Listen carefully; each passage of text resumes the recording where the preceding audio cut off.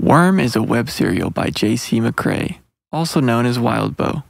You can read Worm in its original format by visiting parahumans.wordpress.com or donate to Wildbow's Patreon at patreon.com/wildbow. This story isn't intended for young or sensitive readers. Readers who are on the lookout for trigger warnings are advised to give Worm a pass. For a complete list, check the description for all of Worm's trigger warnings.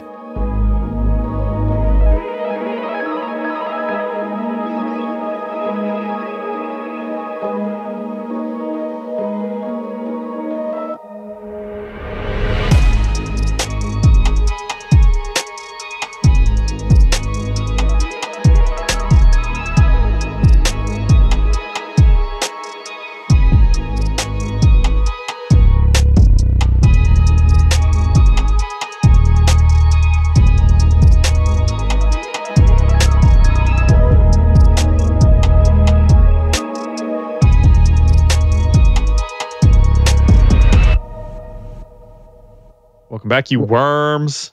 Welcome back, you worms. Here we go. Diving into season 3. How exciting is that? We're in arc 15, and we are just going full steam ahead. We've concluded the second season with arc 14, theoretically, of course. Still a lot of work to be done, still a lot of to touch up, things to move around. We had a fantastic season wrap-up with our guests, Hannah and Nick, where they got to provide their feedback. That was a lot of fun, a lot of good feedback there. And looking forward to sort of readjusting some things and making that work. But for the time being, we've got another arc to get to because we just can't stop reading. And so now here we are in arc 15. And myself and Allan, as always. Welcome, Allan. Thank you, Jacob. Joined by Michael on the... I was going to say Michael on the keys. I don't know why that was the instrument that I mean, technically not incorrect. I can type if that's what you're asking. Yeah, exactly. We're going to break down this meaty arc. I think, was it close to like 80,000 words? I mean, this arc is basically a mini novel. We're getting into that point now where like the arcs are their own novels.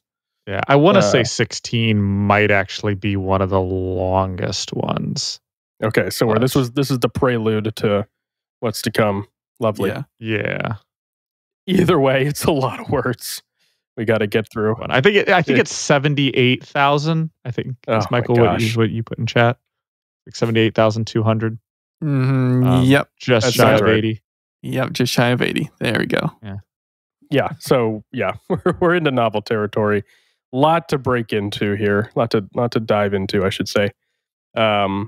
But keeping in mind that we are, we're getting into season 3. This is our first episode of season 3. So I'll imagine, for me, when I was reading this arc, I was like, okay, great arc, good start to the season, kind of introduces some new things. I have a feeling, as we've done before, we'll come back to the first episode and sort of plug in some stuff as we read the next couple arcs. But some good stuff here to kind of kick off another season. I don't know. What were you thinking, Allan? So, I'm a huge fan of the world building for episode 1 pilot. I think that does a good job of showing things through a protagonist's eyes. It's a microcosm for the entire show and specifically for that whole season as well. I think that episode 1 of season 2 also does a good thing. It's, showing, hey, we're going to be exploring a lot more of the other people. Like, once again, it's setting expectations. It's in itself a whole show set into one to show you what's going to happen, where we're going. For this one, it does a lot of that, but I don't like it as much. Go on. Yeah. So it does a lot of the same things that specifically season 2 episode 1 does. Which I think for everybody that's arc 9. So, the Ward arc. So in this, we're getting a lot of backstories. We're going to be able to like jump back and forth, kind of like we did with the battery story.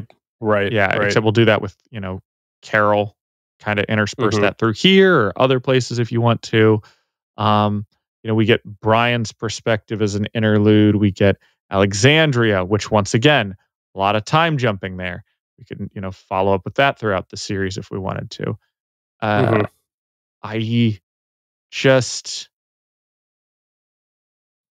know. It feels like kind of an in-between, and I don't like the opening really with us dealing with the kid Nazis. Not that it's bad. Once again, all of this is great in book. But as right. we continue to discuss, like how it flows visually and what you can do with a show versus some place in which you can take your time and explain things, I think is different. I think for this one, it feels like too little and the energy kind of isn't right. At least for the beginning of this. I feel like the real strength of this comes in the second half where we get to, the attempted, threatening of the mayor and whatnot. Like, I feel like that's where this really shines. And I kind of feel like that should be the focus, maybe. Maybe not like actually the, what am I saying here? Like the focus should be on Coyle. And it kind of is it's the reason they take Victor hostage, but it doesn't feel apparent enough to me. I would kind of want to open with something stronger. Yeah, I agree. I think it's a little tricky here. I really like the opening from a Undersider's character development perspective. Like, they feel in sync. They feel like after dealing with the Slaughterhouse 9 that this is child's play. They're taking down the remnants of like a dying gang at this point, and they feel in control. Taylor's much stronger. Like, it's a nice sort of power boost, to our characters. Yeah, which kind of feels appropriate. That's fair. I think this might actually be an in writing problem issue. I think because of all the interludes, I think it actually made me feel more disjointed about this, when really there's 3 things that happen, and I think if we just had them in order, I'd be okay with this, like with no interlude nonsense in between. And that's, they fight and capture Victor. She goes to talk to Parian. They go to kidnap the mayor's son.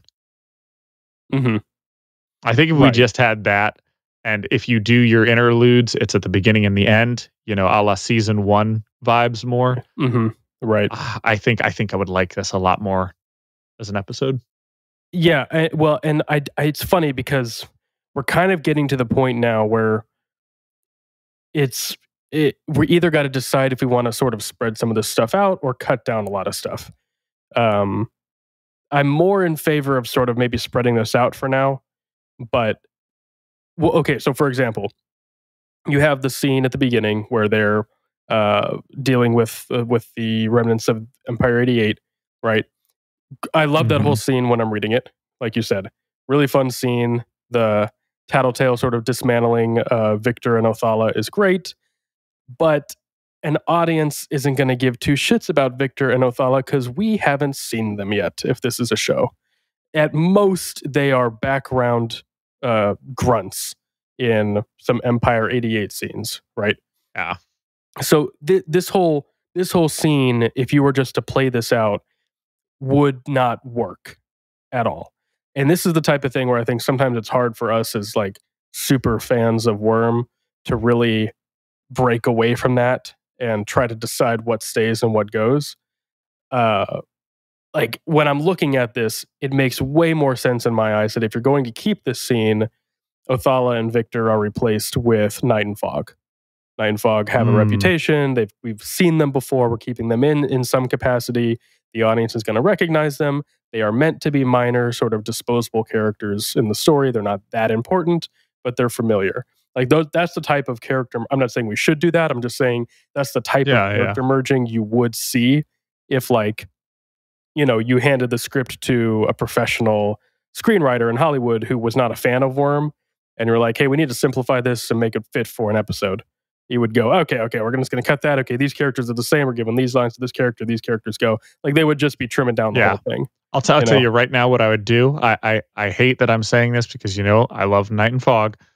You scrap them all the way in like episode, what is it, 7?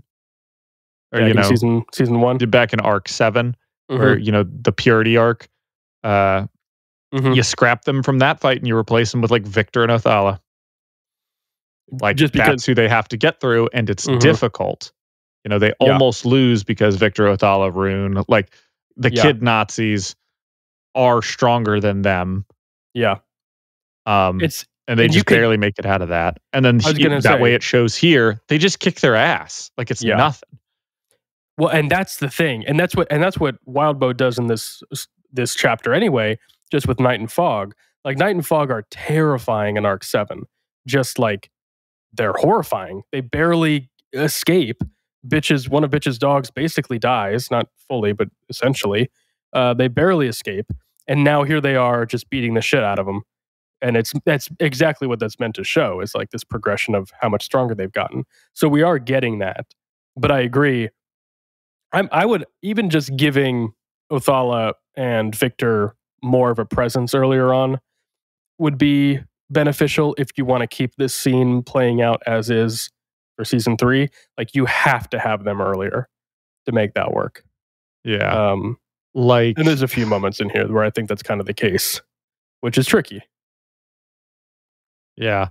I think in a major rewrite, I think perhaps having Theo hang out with the rest of the Nazi kids would be a nice arc to have. And maybe instead of, that interlude where we see Purity go talk to Max, because, I like Purity, but the focus of Worm isn't on most of the Empire 88 people. It's on Theo and his relationship with all the Empire 88 people. Right. So in that regard, maybe we scrap, the section where she goes to talk to Max and replace that with Theo getting a phone call from the other Nazi kids being like, bro, you want to come out and party, beat up some minorities? And him being like, oh, guys, I got to babysit. Yeah. Like, yeah, I mean, that works. Little things like that. Doesn't have to be much. Yeah, because I think having more consistent, number one, I like Theo, and having him explored a little bit more, because like, sure, he doesn't have powers, but powers are literally everywhere around him. Like, I feel like they would interact more. And I'll be honest, maybe this is just my brain fritzing out at the moment, but I don't remember Theo interacting with any of the other Nazi people. I don't think he really does, because and I get that's because Purity tried to get out, but he wasn't with Purity all the time. He was with his dad, who definitely had, Nazi fundraising balls, and everybody would attend because that seems like some shit that they would do. And all the kids got to stand in the corner and drink, punch. Because they're all underage, and it's like, oh, go hang out with your cousins, and you're like, my cousins, and you turn and they're all shitheads. You're right. Yeah. I mean, I'm always sure you only see them 3 times a year, but I feel like there's more of a relationship that probably could have been built up. Yeah, definitely. I'm always fine with more Theo character development, because I think that's going to help the story later on. So that always works for me. Yeah, I mean, knock out 2 birds with 1 stone there. Give Theo some more development and sort of pepper in these Empire 88 kids. It will help with this scene. I think this is a scene that could adjust a little bit, again, depending on how we want to structure the first episode. But I don't hate it as an opening, unless you wanted to do a cold open on the season with Carol and the New Wave backstory leading up to Amy's imprisonment in the birdcage. I think if you wanted to do sort of like a cold open, I mean, this would be like a long scene, really sort of setting the tone for the season again. I think you could do it that way, and then cut into the Undersiders. I don't know if I like, just because there's so much flashback in that arc, I don't know I'd want to like put that anywhere else in the episode. It feels like it'd be too disjointing to be like present day and then spend a whole bunch of time going back only to build up to just where Amy is at the moment. I don't know if that would work too well. Yeah. I think maybe you start with Amy in there. Because there is so in this story we have Carol being really pissed off at Amy. But what we find out later is that she still wants that happy little family unit and pushes a lot for Victoria and Amy to like make up essentially so that she can have this happy little family. That's a big point of contention. And so I think having that set up that like she has the initial anger where she's like, where the hell's my daughter? Like, treats Amy not as a daughter. And then we slowly get the unfolding backstory to like work towards Carol forgiving her. And maybe, that's not even a good thing necessarily. It's just development that we have for her where she's like, she is my daughter, even if she is terrible. Right. I think that's something we could do in reverse and I think would look a lot better. Yeah, that actually could work. That could work pretty well. Again, you still gotta figure kind of where you want to place it. I mean, I think the opening of like you open with that where she's walking up, she's like, where the hell's because doesn't she go to Tattletale? And yeah, like, Tattletale tells her where Amy is. Yeah. I mean, I think maybe having that like, where the hell is my daughter, or not even exploring that. She just shows up to the crime scene. Amy's there, Weld's there. Everybody else, the cops have set up a perimeter if you want. Yeah. And Weld's like, hey, don't be mad at her. She's really having a hard time. She's like, where the fuck is my daughter? And she's like, Amy's right here. And she yells, where the fuck is my daughter? Like, yeah, clearly meaning Victoria, and storms inside. And, that event unfold. Yeah. And then you play everything else with Brandish's backstory, trigger event, Marquis, the adoption, and then finish it off with her going into the birdcage and Carol watching. Yeah. I don't hate that. It runs into the same problem I have. This is just my personal gripe with flashbacks, where you're relying so much on the flashback after the fact to tell the story, which works when done really well. I just don't see it done well too often. Yeah. Well, I would have this be those are interludes essentially, like we did with Battery, where you just have those throughout the season. Oh, you're talking throughout the whole season. Yeah. Okay. So if we did it like that, I'd do it through the season. My problem that I think we would run into is that we just don't have. This is kind of the end of the. Yeah. No. This is the end of New Wave. They are done for after this. So.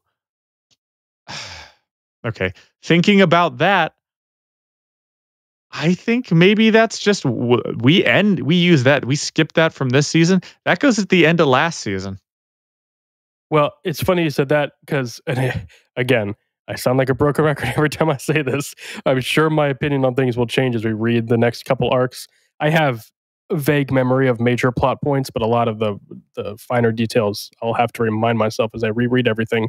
But this almost feels like you would save this whole thing with Amy for at some point, like you wouldn't even refer to this for a couple episodes into the season. Something you'd leave and come back to. Okay. Yeah.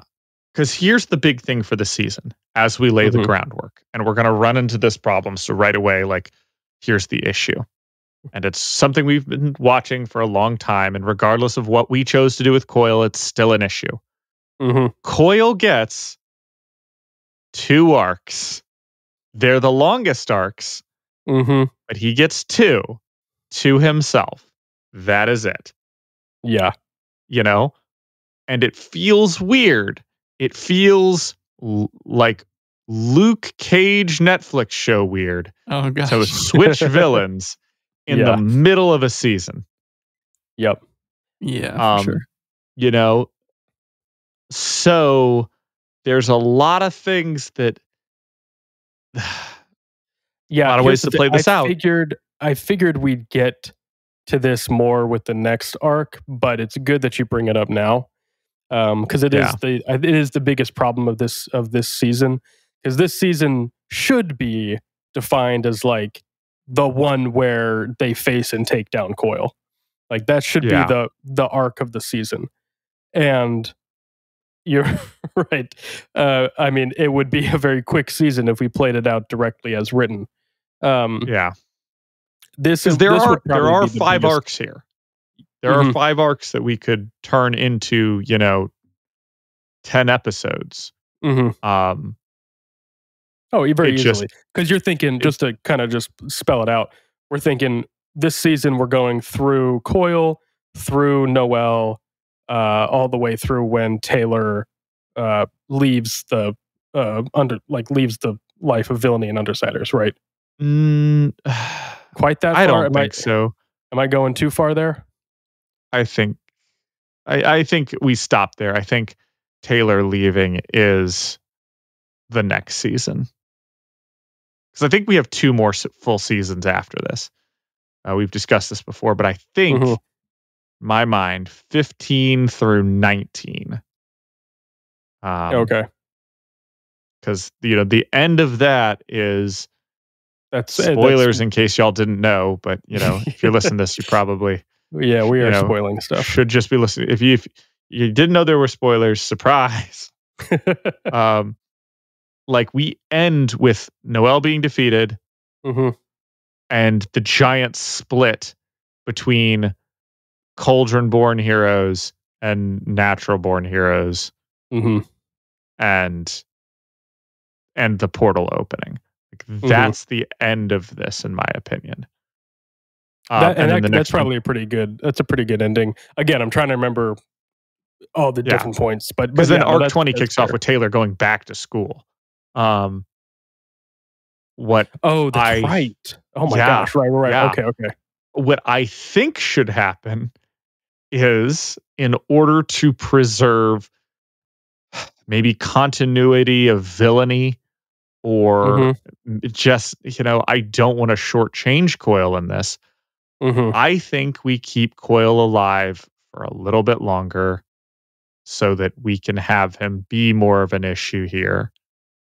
I think that you keep him alive longer till the end of this season, or at least near the end, just so you have him doing stuff, and that him hitting the release button on Noelle is him acknowledging that he's almost completely done for. He is without options.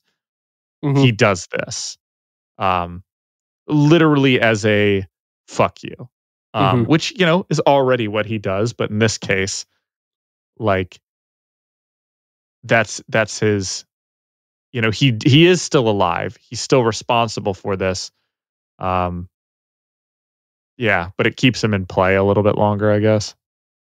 Yeah, it's going to be tricky. I agree. I definitely think I've seen, you mentioned Luke Cage. I've seen too many examples of the bait and switch, both hero and villain, right? Oh, they've died early on. Oh, nobody saw that coming. Why did our ratings tank? Like, it's like, who could have seen that? The reverse of that, I think, was in the 2014 Godzilla film. Really good Godzilla film. Launched the whole Godzilla cinematic universe. But nobody wanted, spoilers for Godzilla, by the way, nobody wanted Bryan Cranston to die 30 minutes into that movie. It was such a letdown. And that movie really suffers. Like, it's fine to watch now. It's a fun little monster flick, but like, oh, it could have been so much better with his character as like the human character you're following around. I'll try and remember what it is, but I feel like there's another 80s movie in which, you know, the star is, we'll say Steven Seagal or Jean-Claude Van Damme. You're thinking of Executive Decision. I am thinking of Executive Decision because they like, that's like, oh man, who's the head billing guy here? You know, and it's, I forget who. We'll say Jean-Claude Van Damme. No, it's Steven Seagal. Steven Seagal. Steven Seagal? Oh, damn. Yeah. My mind is on point. And spoilers for this old ass movie, they kill the head billing guy like immediately. It is like 5 minutes into this movie. He dies. That's what kicks off the plot for the movie. He is never seen again. Like, come on.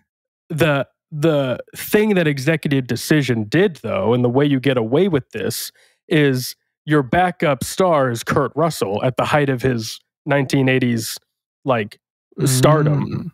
And so when you have him as like, okay, I gotta carry the rest of this film, it still works, and you can get that shock value and still carry it on.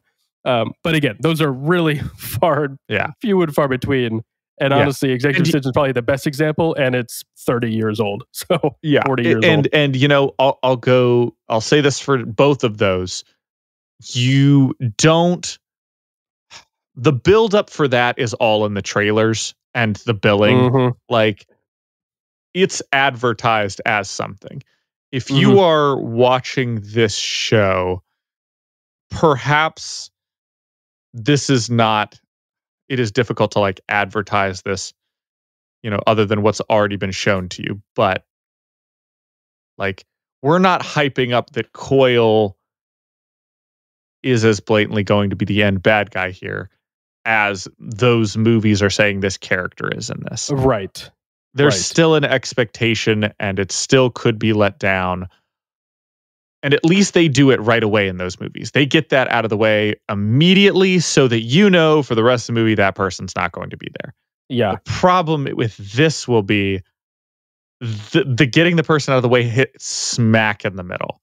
Yeah. Like, it's not even JRPG Fire Emblem bullshit where, oh my gosh, the bad guy, you know, you get to the end of the game and it's like, oh, wow, the king or prince or magician was secretly controlled by an evil dragon the entire time. You know, every Fire Emblem game. And but like, that's the end. It's like, oh, you thought there were 28 missions. There's actually 30. It's like, oh, yeah, we do the last 2. Cool. Yeah. Like, yeah, it works. Like, it's a twist ending. It's not a twist middle. Right. It works when the shock of the death, or you know, whatever, it is a tone setter or something like that, like Game of Thrones, right? Season 1. Spoilers for Game of Thrones. We're going to spoil everything here today.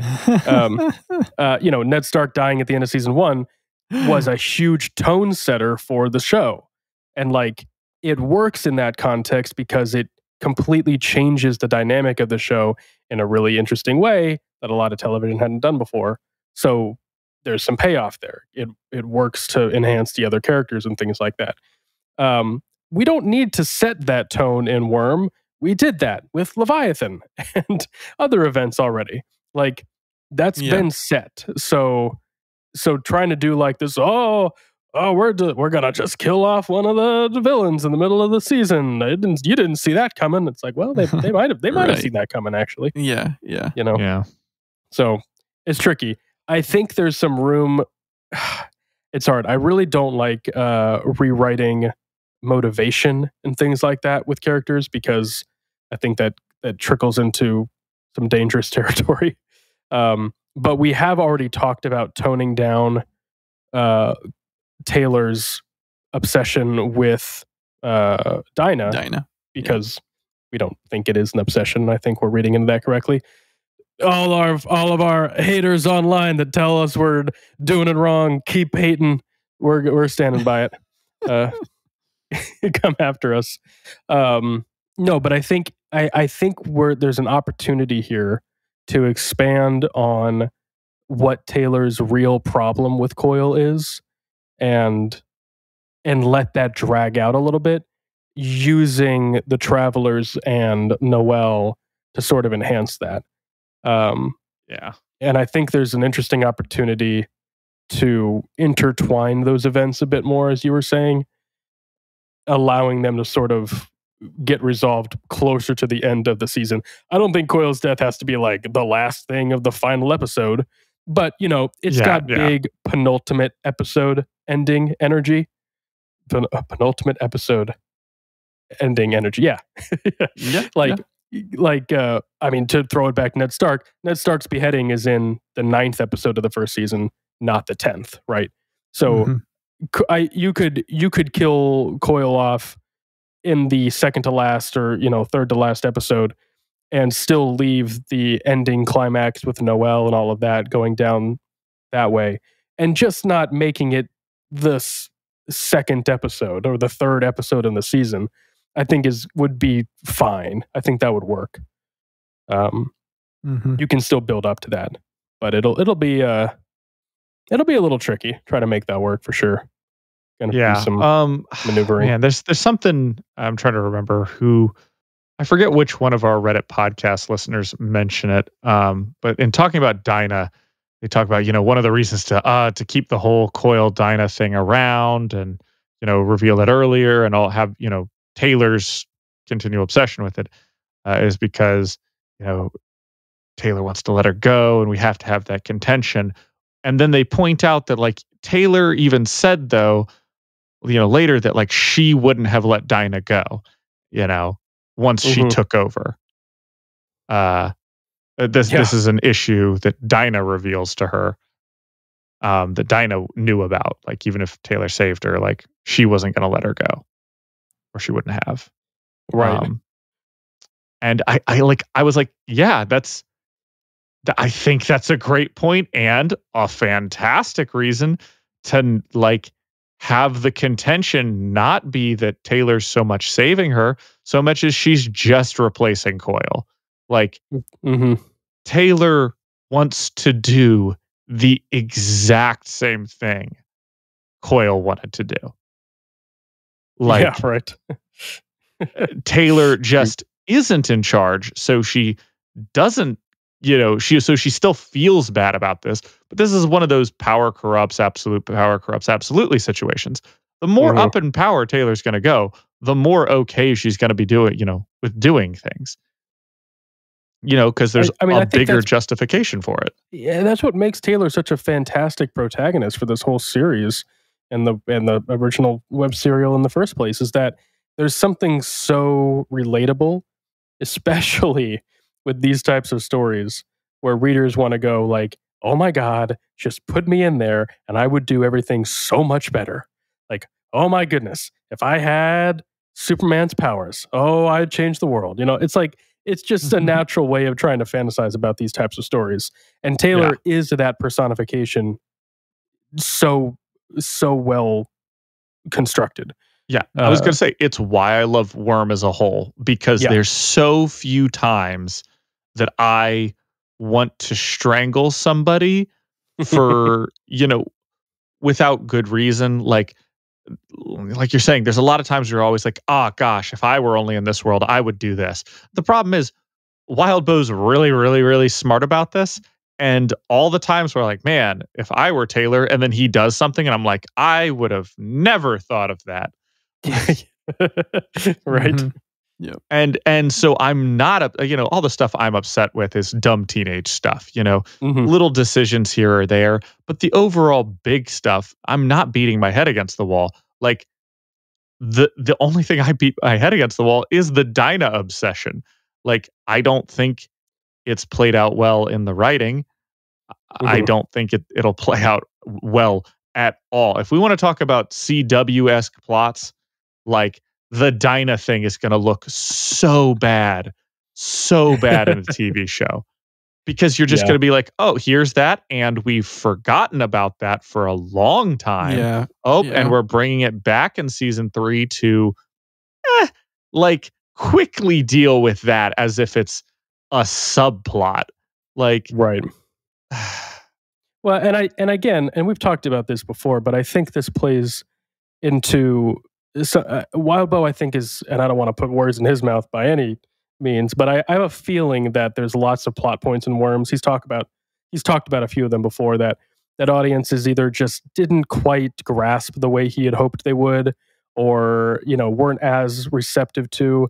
And I would not be surprised if and not to sound like a pretentious asshole, but I'm going to because that's who I am.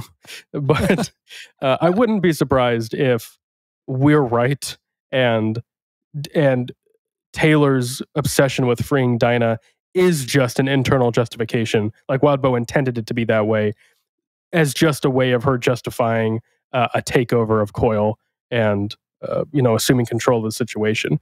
That's what it read to me when I first read it. And I thought that's how it was meant to be read. Like I never bought Taylor's like loyalty to Dinah or this good-natured morality. Like a little bit, sure, she's still trying to do the right thing, and I don't think she wants to see a kid get drugged and abused like that. Like sure, but it just never felt like that compelling of a motivator for her. And I do wonder. I wonder what Wildbow's kind of deeper reasoning, if he did have one. Maybe I'm reading into it too much. Who knows? We'll find out when he no. comes on. Well, I would say I still haven't sent the email out being like, "Hey, Wildbow, come fight me on the marquee thing." But I need to. I've put that off for too long. I would love to hear if you had a few different thoughts. I just want. Everybody wants to hear from him. But yeah, when I first read it, I tend to take everything at face value. I think that's part of the autism, is like I read it as is and I formulate my thoughts later about the complexity of it. So reading this, I was just like, damn, Taylor's kind of dumb in this one respect and forgets about Dinah all the time. And what an inconsistent personality. And then, thinking about it, 5 minutes later, I'm like, wow, that's not that compelling of a motivator for me. Or it's not that it's not compelling because, rescuing a child is compelling. It's just not consistent. Yeah. And so you either have to have this on Taylor's mind and like it can, like, I really do feel like a consistent thing. And this isn't a matter of realism for our real world's sake, but realism for the flow of a show's sake. And having an entire arc, the Slaughterhouse-9, that forgets about Dinah for a whole arc. Yes, I get that she's present and she does a thing with Crawler, and then is out for a month. You're right. Like recovering. I get that that's there, but like literally she knocks herself out doing that during the, chapter arc 11 interludes and is gone. Like for 3 more arcs. Like she's knocked herself out for 3 arcs until we can get to season 2. And in my mind, that sounds like, our boy Wildbow going, ooh, we've got Dinah around. Like, that means I got to write some stuff about her and her ability interacting with like figuring out the Slaughterhouse-9 and killing them. And that seems like a lot. Not to say that that's, taking the easy way out, but sometimes you just need to make things a little easier for you when you're writing this much in volume. So many characters. Yeah. Right, exactly. So many characters, and having one that complicated that interacts with so much, just knock her ass out for, ever. It's like if you had an actor who played Aisha and you were like, man, this actor's got a really wild schedule. What do we do? Oh, you just show things happening on their own and be like, must have been Imp. Like, must have been Imp. Yeah, there you go. Greatest actor we ever had. Yeah. Barely had to be on set. Yeah, like the invisible Brad Pitt. I was just thinking that. Were you going to say that? That's how you sneak in your celebrity cameo, You just, the character that's only ever there. Brad Pitt style. Deadpool 2. What's his name? Yep. Vanisher. Not Brad Pitt? No, it is. No, it is. But what's his character's name? It's so funny. It's the Vanisher. The Vanisher, Yeah. We interrupt our scheduled program to bring you a word from our sponsor, Zencastr, a one-stop shop for all your podcasting needs. When we first started this podcast, we knew we needed a service that would let us record remotely. After doing some research, Zencastr was the obvious choice. We started using Zencastr and never looked back. It's super easy to record a podcast with Zencastr. All you do is log in, invite people to join your room, and start recording a high-quality podcast right away. You can record studio-quality sound and up to 4K video with your guests. You can rest easy even if you have an unstable connection, knowing Zencastr's multi-layered backups ensure you always have your recordings in the highest quality. We do all our recording in Zencastr, and when the episode is ready, we can distribute it to all major podcast platforms. Zencastr has made podcasting so much easier with its all-in-one podcasting platform and tools. Go to zencastr.com/pricing and use my code Brocktonbaybc, and you'll get 30% off your first month of any Zencastr paid plan. I want you to have the same easy experiences I do for all my podcasting and content needs. It's time to share your story. That's zencastr.com/pricing and use our code Brocktonbaybc. And now back to our scheduled programming. All right, so let's go. We'll come back to this. I think this is going to be a reoccurring theme this season, trying to make all this mesh up. But I do want to kind of get to some other chapters in this arc in particular, and talking about, I think, things that'll work well or maybe wouldn't work well. There's some good conversations. Oh yeah, go ahead. I was going to say, just to leave it on this, I have the perfect moment for introing Taylor's interest in Dinah for this. Okay. Because we get a rehashing of all the issues that we had all the way back in arc 8 or 7. Yeah. We literally it's a rehash of everything with the Undersiders all over again and all that jazz. But Taylor sits Tattletale down and says, "Tell me about Dinah." And I think that's how we should do it.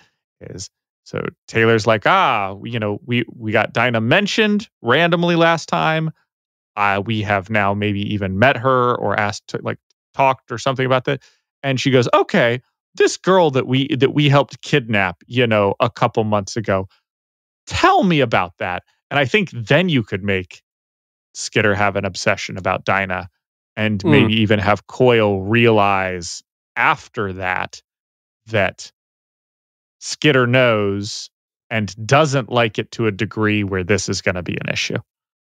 Yeah, that would work because you haven't introduced that whole thing yet, so it's not like lingering like that's it does true. in the book. Or maybe even it's a self-fulfilling prophecy if we're rewriting this, where Dinah essentially tells Coyle, this is all behind the scenes, Dinah tells Coyle that he needs to get rid of Skitter, but he cannot do it openly or something because it'll fail.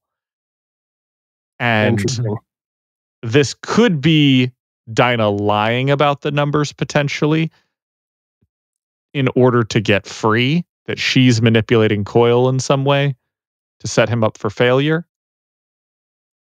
And in which case it's a self-fulfilling prophecy of him trying to get rid of Taylor sets Taylor off to try and get rid of him before he does it to her. Mm-hmm. Like therein lies the Mhm. issue. Makes sense. And maybe that's even an issue brought up because now that Taylor knows about it, the numbers go up for Dinah. Right. Mhm.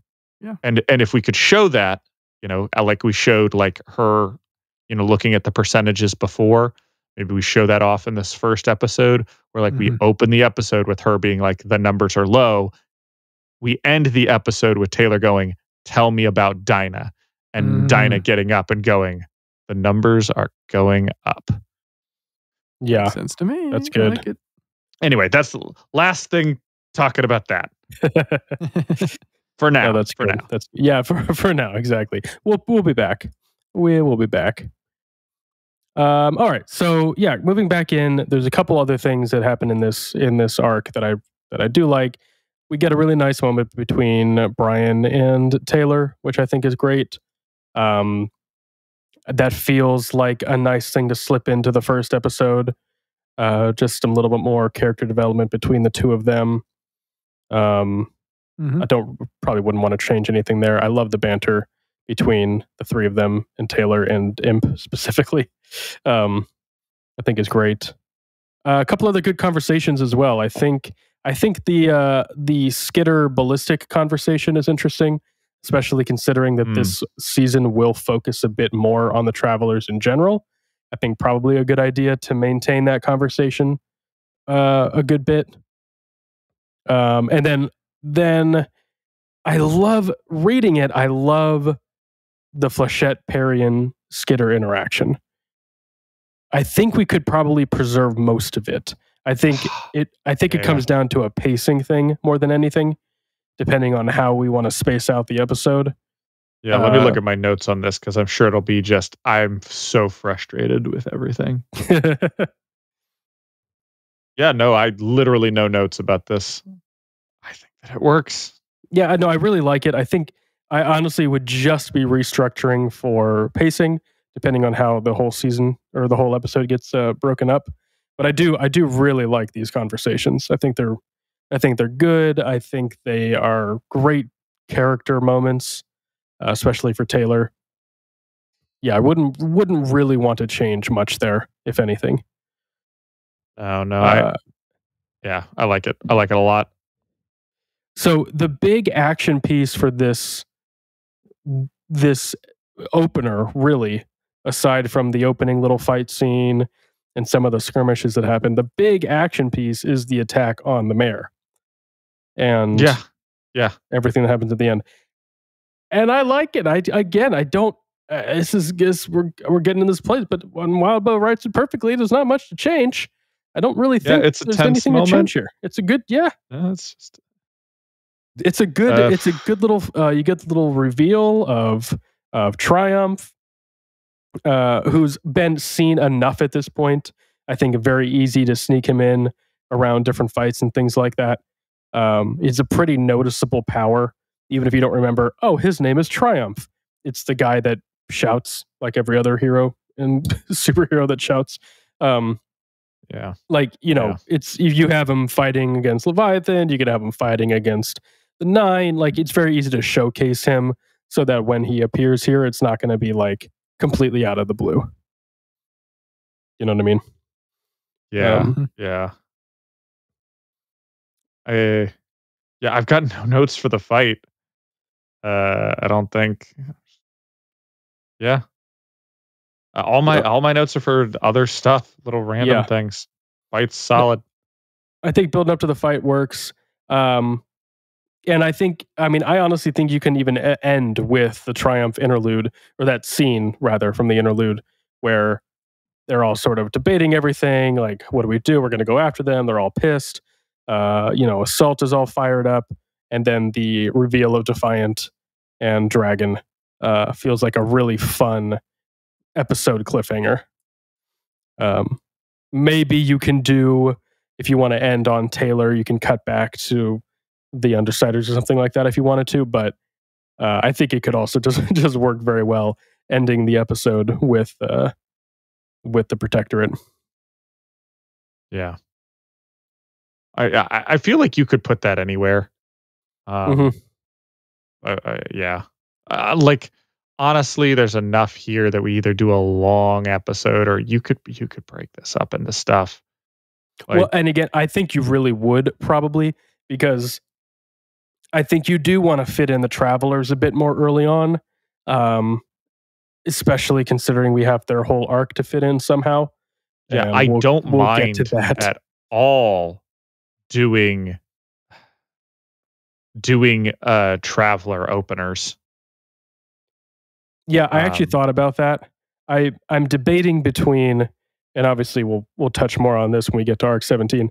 But I'm debating between traveler openers, which I think would work pretty well, especially since we've kind of been running this cold open theme, or uh, or doing like an entire self-contained episode. yeah. Um, I mean, it works fantastic as a self-contained episode. Don't get me wrong. If we wanted to break it up, the big issue here is Noelle, the kind of being the reveal. We know sort of what's going on here. mhm. Um and but Noelle doesn't doesn't start showing off the weird stuff until the last two chapters in that arc. And there's 8 chapters in there, and I feel like a good season would be 8 episodes. Mhm. So like one per each of those as an opener or something. Yeah. Yeah, I mean, either way, I think either way works. I think we'll kind of figure that out. But if, yeah, I mean, openers would work, closers would work. I think you could do it either way. Um, Kind of fitting that in. Either way, all that to say, uh, there's gonna be there's room to spread this stuff out for sure. Yeah. Um Look at other stuff. I kind Oh, of we wish. skipped over. Sorry, not to cut you off. We No, no, skipped no. Go for over it. Go for it. Alexandria's interlude as well. Again, this is something we could probably move around a bit.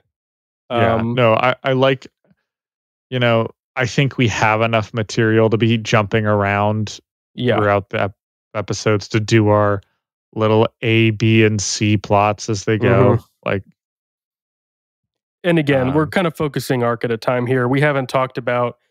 It might be prudent to show uh, Cauldron or Flechette's crew, depending on how much we put in there. Little things like that we could space in as well. So there's going to be plenty of material to stretch across the first couple episodes. yeah. Yeah.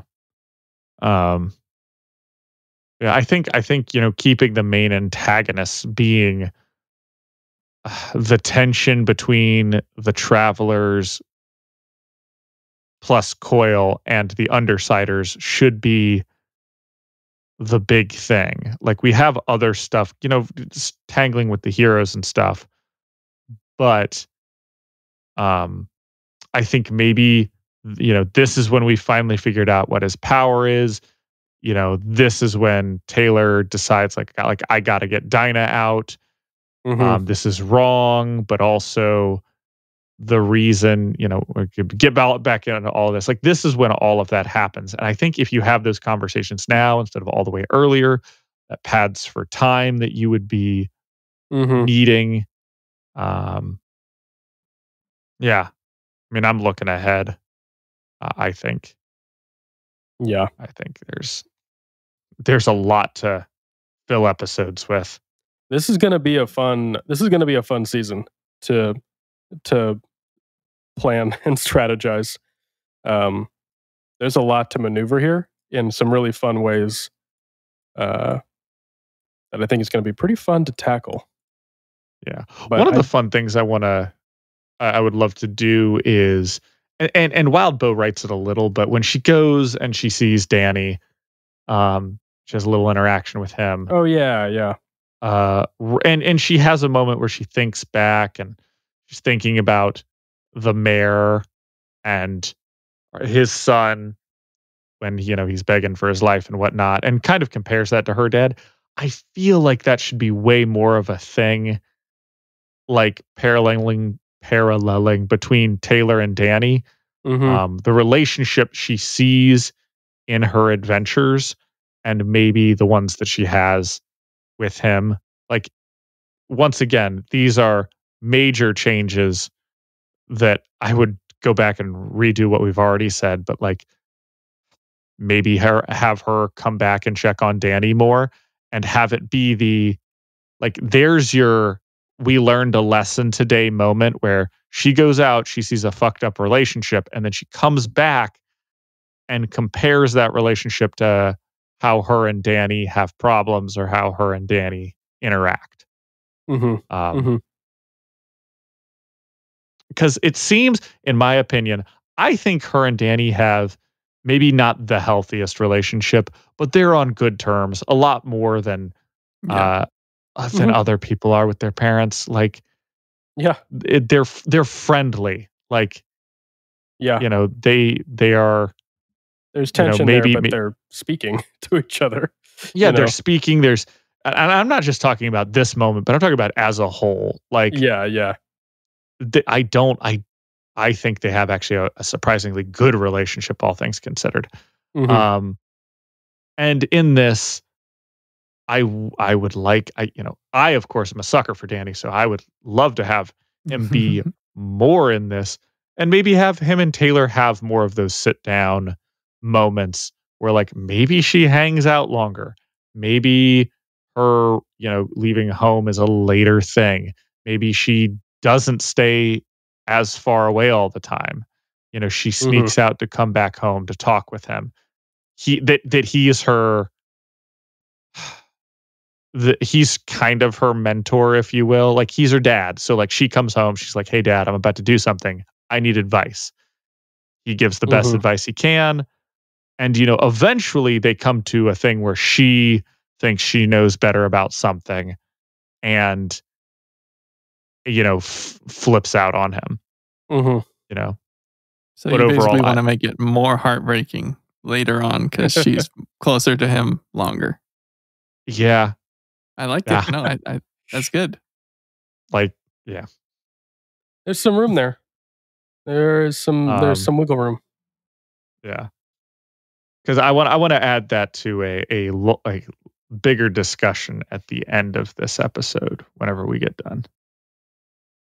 I think we're also about done. Small things, that we talk about adding things earlier so that we can show them off later. More director Costa Brown. We need to have her name thrown out a lot more about Brockton Bay in relation to what's going on at the PRT, where we're getting orders from, pictures, stuff like that. Director Costa Brown just needs to be said more. That's true. Just be more name drops. Yeah, I think. Yeah, because to be honest, maybe I'm misremembering, but I think this might be the first time we hear her name. It is within the story, you mean? Yeah, it is. Yeah. Absolutely. So, in retrospect, we just go and just name drop her a little bit more. Punch that back in somewhere. That's a good point. Looking at, a lot of messed up family relationships. We got that covered. Oh, we didn't mention it, of course, but this goes without saying since we've sort of been adjusting this a bit anyway. If we do the whole, interlude with the Protectorate, talking about getting revenge, not getting revenge, Defiant, Dragon, all of that nonsense. Thomas Culvert's there, obviously, I think, or Calvert.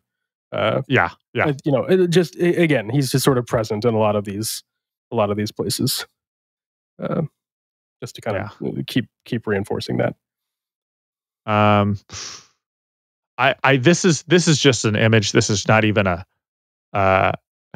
like a thing we need to do, but in my head, I'm coming up with ways of like talking about Coil's power and showing that off. And I like the idea when we're talking about the threatening, how is he pulling this off? We could leave that a secret for the audience, how he's fooling her powers. Or we could show it, but still have Lisa not know. and the idea of the screen, Rick and Morty splitting the screen to, different universes that are doing different things at the same time. Mm-hmm. One side you have Coyle calmly talking to Lisa, and the other side you have him get up out of his chair, grab her head, and smash it against the wall. Oh Like, gosh. Yeah. And then, but then when he's done, he like straightens up, sits back down, and then you can see him like concentrate, and then folds the universes back to the first one. I'm gonna share my idea. I've thought about this a lot as well. I think golden opportunity for some really, I would like get a good director here who knows what they're doing, and play with some black and white versus color, and using this to sort of differentiate realities. And then as he chooses a reality, it fades into color. That whole thing. Ooh. There's some. There's some. Oh, really, I've got something for you. Once again, we are off topic of the script writing, but we are. Okay, so As we do. Hear me out. I like that. We do it, but we also do it. We do it with specific colors. Mm-hmm. Okay. Like you take the visual scope and you divide it into two, so that the saturation, or the appearance of saturation, you're essentially separating red, green, blue, all that. Yeah. In half, putting one in one side and the other. And then, you just bring those colors back once the other one's gone. Yeah. Yeah. That way it's kind of like half black and white. Yep. Oh, I like that idea with the coloring. There's Jacob understands, so we can move on. One of my favorite scenes from the show Legion, which is another comp show that we haven't really talked a lot about, but I think does a lot of superhero stuff very, very well. That's because you and I watched the first episode together when it came out all those years ago. That while ago. And I never followed up on it. It's good. It's very, very good. I know. I mean, I liked what was going on. I like a good guessing game. It had all the qualities of Westworld, There's this, a long story short, there's this part at the end of the second season or so. I won't spoil anything here. Go and watch Legion. It's a really good second season? There's a third season. There's 3 seasons. There's a third season? It is done. It's completed 3 seasons. Oh my God. I thought that was a one and done and it was great. I didn't, granted, I never watched past the first episode, so. Yeah. Ooh. But as vague as possible, there's a scene where a couple characters are interacting with different dreams at the same time, essentially. And the dreams are sort of alternate realities. If anyone who knows who's familiar with Legion as a Marvel character, it makes a little more sense. And each of the realities is shot a little differently. Like one is done in old timey silent film subtitles and that kind of thing. There's music going on in the other where it's just really sort of abstract art sort of moment. But as weird as it is, it works really well in sort of characterizing each reality as different for the moment. The dream is different for the moment. Anyway, it's brilliantly done. It's very, very good. Sounds and I think of that a lot when I think of how you would visualize Coyle's power is just presenting two realities as distinct on their own, and then distinct from actual reality, and then doing whatever kind of fancy trick you want to do to merge them or pull one into the other kind of thing, like you were saying with the colors, would work pretty well. Anyway, we got off topic. Would be really fun. I'd love to sit down with a really good director and talk about some fun options there. He's a fun character to try to storyboard for. Yeah, definitely. I think as a whole, this first episode is just going to be a matter of rearranging. I don't think there's a whole lot that'll really get cut or that we need to talk about. I think it's just going to kind of fold into the other episodes a little bit more, or I should say the season a little bit more.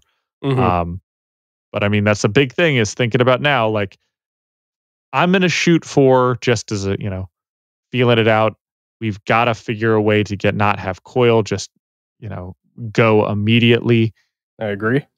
So figuring out a way to keep him around, not the whole time, obviously, because he's not the big bad, but 80% of the time. So before we move on to Noel as the big bad. Yeah. And Noel's not the big bad of the whole series. And this is something obviously not of the whole series, but I mean for this season. Yeah, absolutely. 100%.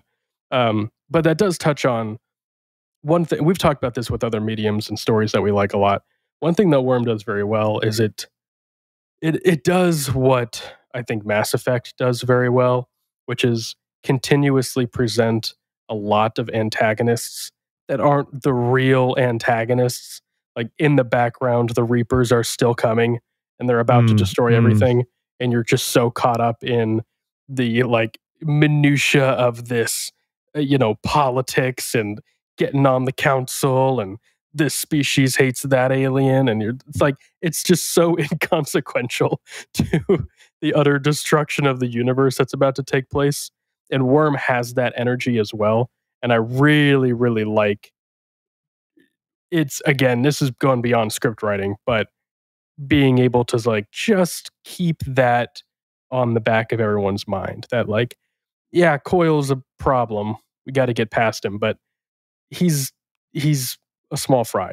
Oh, Noel's a bigger problem. That's a pretty big threat. We got to deal with that. But also like, she's not the problem here. Like, there's just more going on. Yeah. And I like I'll be honest, first time reading this, Cauldron was the big threat. Right. Me. And that's the sort of bait. I think Cauldron is a sort of bait and switch.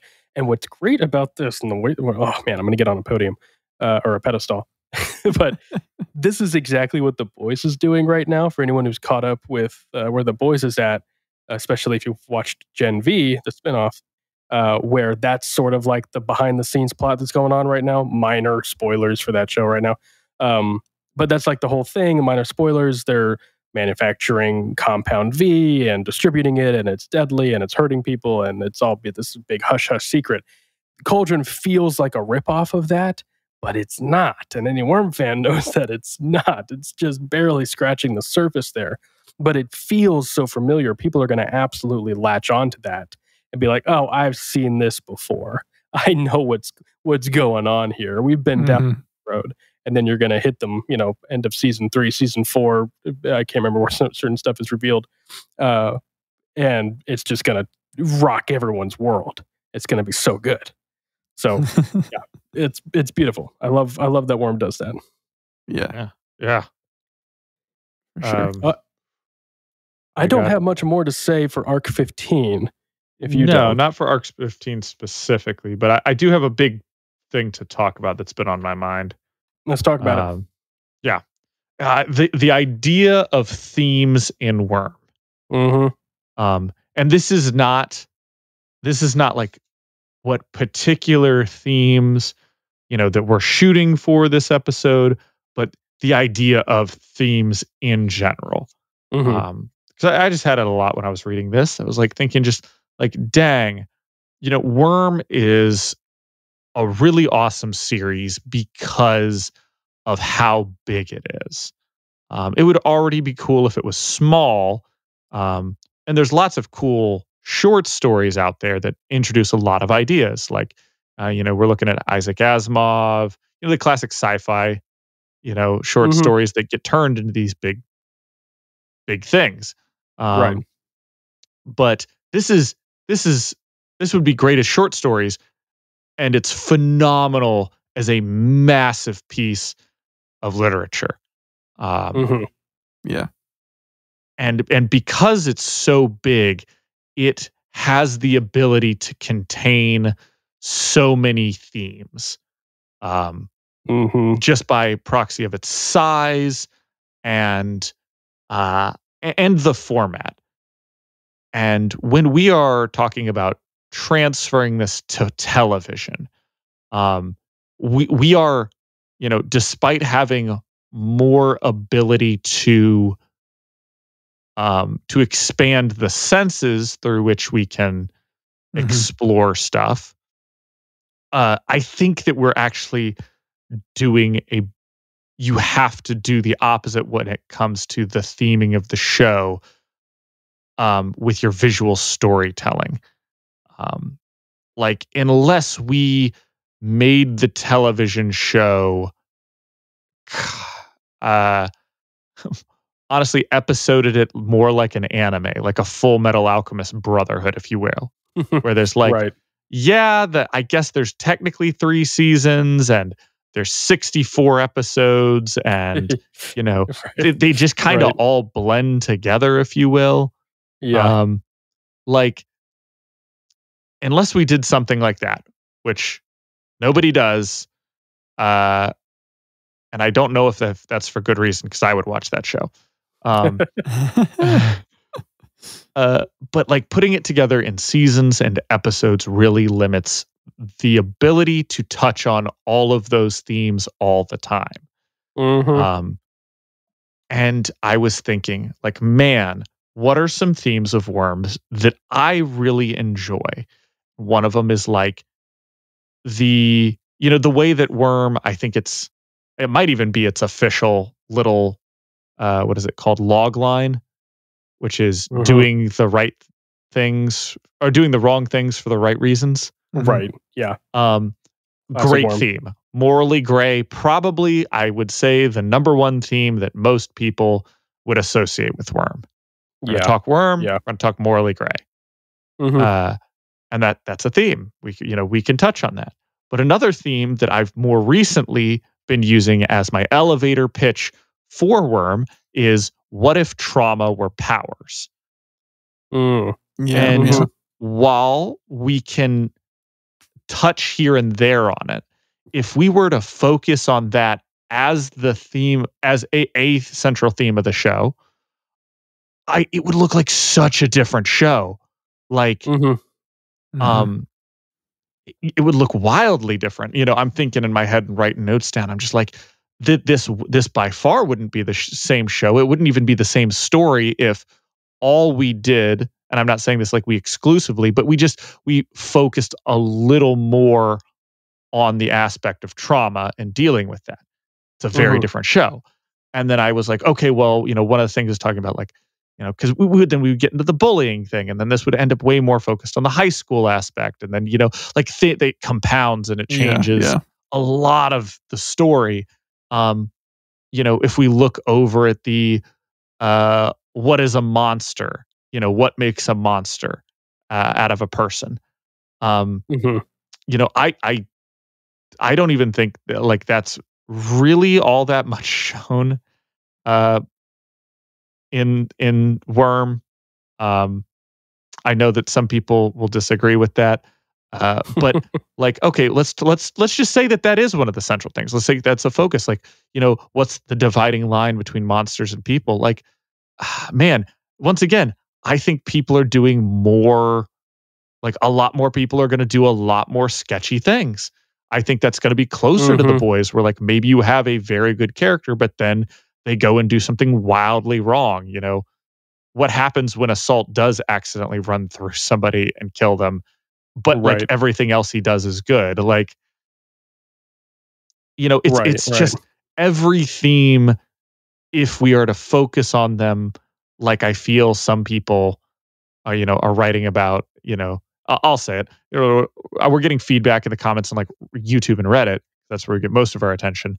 Like, the idea of themes are really easy to write in, the way that Worm's written. Mhm. But putting it to television, putting it in a script, either the show gets enormous, Right. or you just can't fit all of them.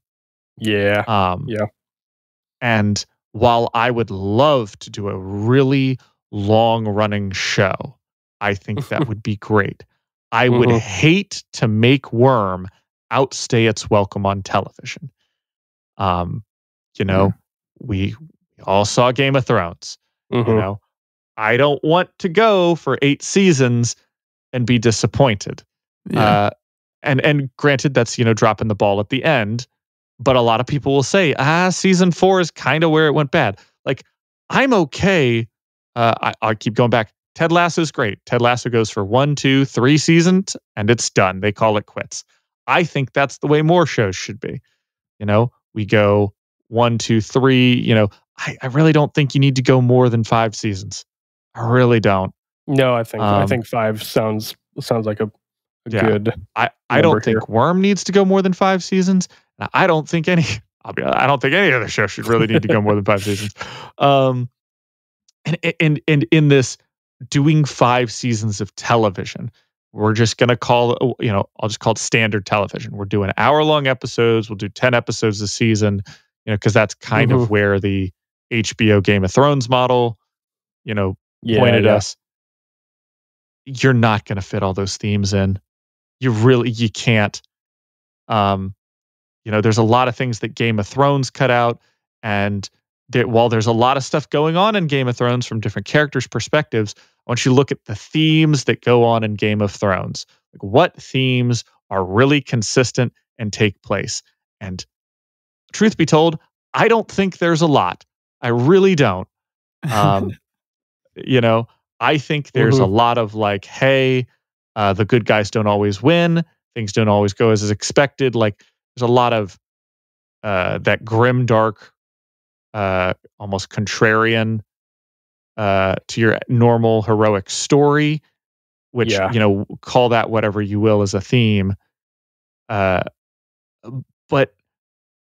in terms of these apparent big themes that they tackle, I don't think there's a lot in there. I think for the most part, we are focused on there are political problems that you got to deal with, and some people are just bad. Mm-hmm. And that's terrible. You see behind the mask, and you see a lot of characters and a lot of good dialogue and stuff like that, but the themes just aren't as heavy as they are in the books, because surprise, you can't cram all that in there.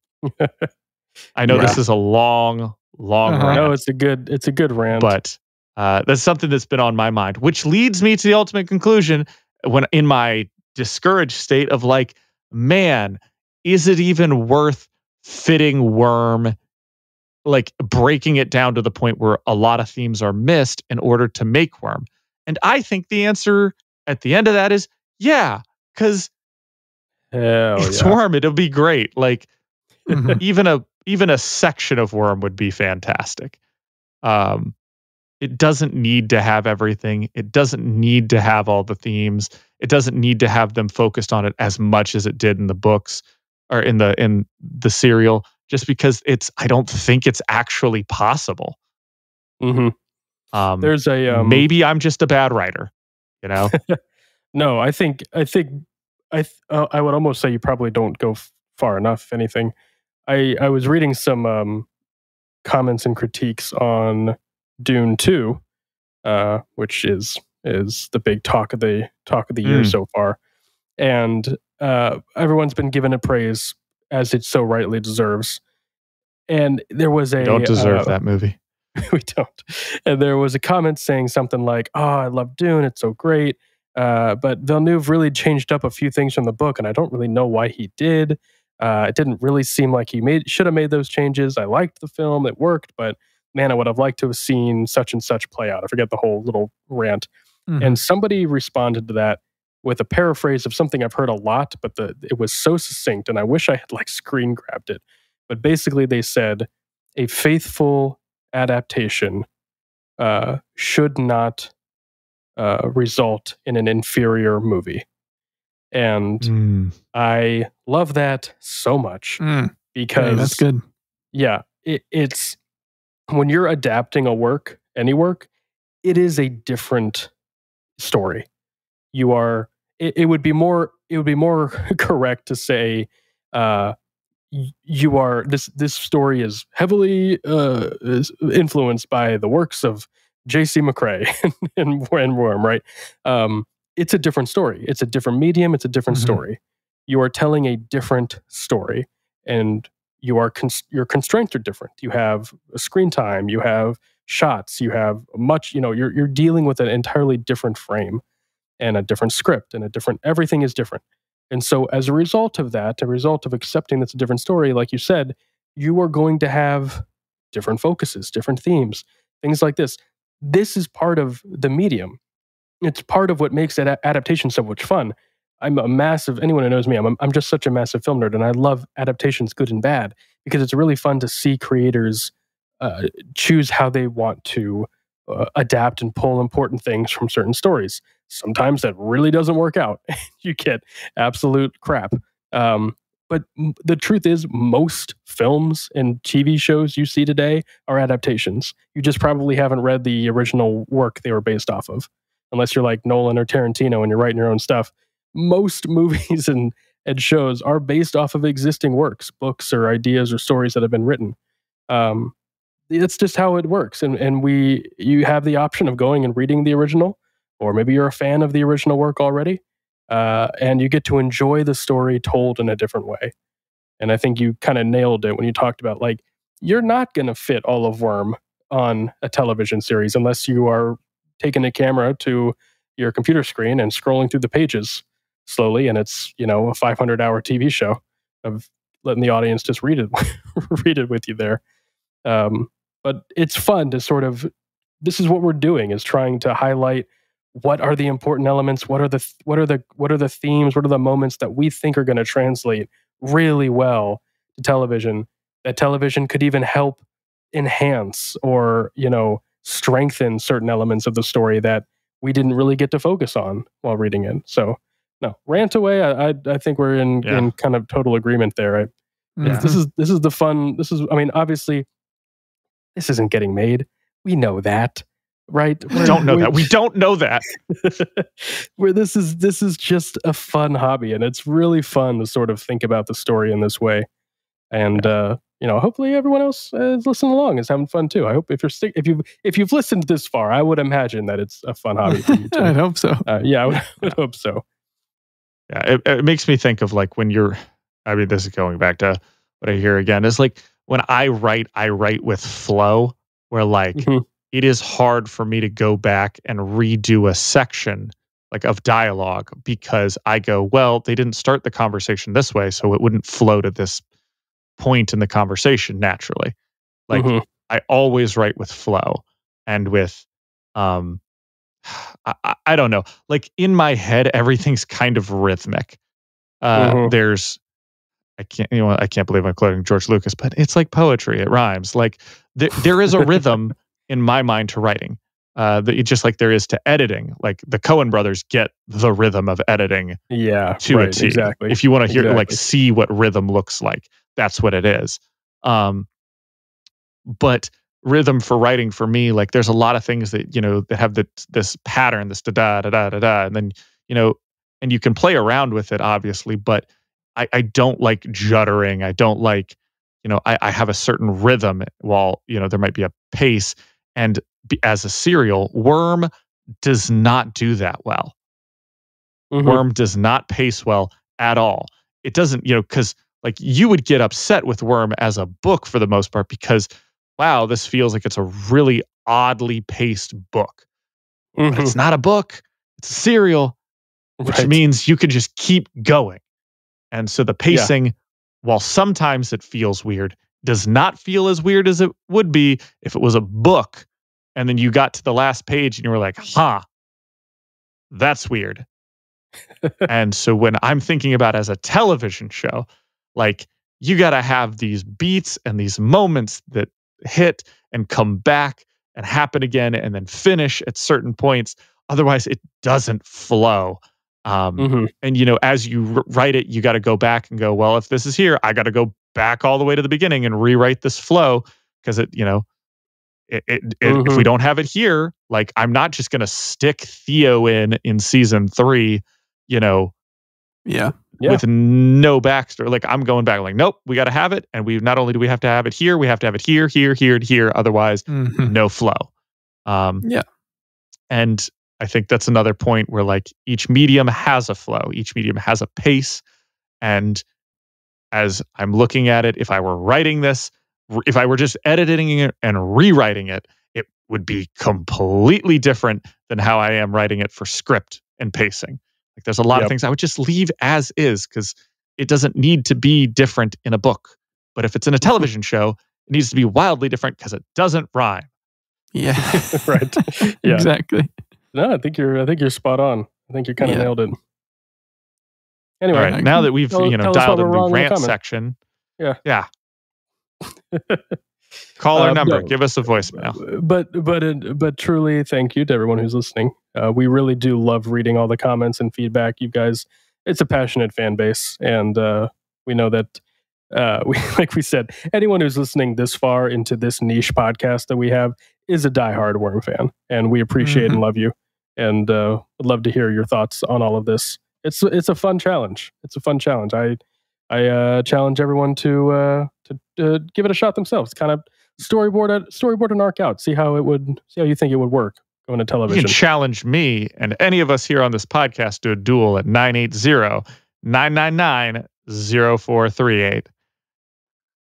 Exactly. Give us a call. Leave us a voicemail. Let us know what you think. Maybe we'll play it on one of our episodes here. Start your phone call with "It's time to duel"